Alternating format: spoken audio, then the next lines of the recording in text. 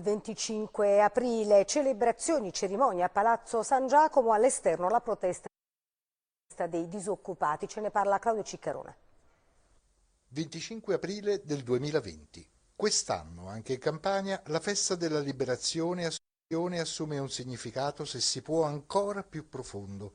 Alla commemorazione e al ricordo degli eventi storici che misero fine a uno dei momenti più bui della storia italiana, si è affiancata la speranza di essere al più presto liberi dall'incubo della pandemia da coronavirus. A Napoli la celebrazione ufficiale è avvenuta nel cortile della Casa di Città. Alle 11 il sindaco Luigi De Magistris ha presenziato con il prefetto Marco Valentini e Antonio Moretti, presidente provinciale dell'Associazione Nazionale Partigiani d'Italia, alla deposizione di una corona di alloro davanti alla targa commemorativa della liberazione.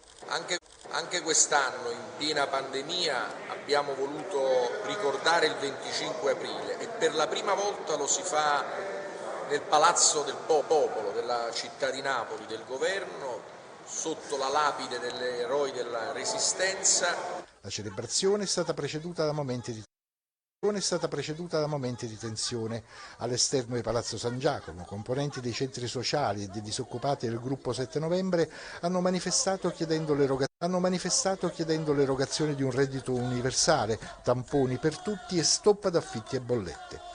E per comprendere quanto è difficile il momento, ha visto anche persone protestare e chiedere quello che noi stiamo chiedendo sin dall'inizio. Alle 15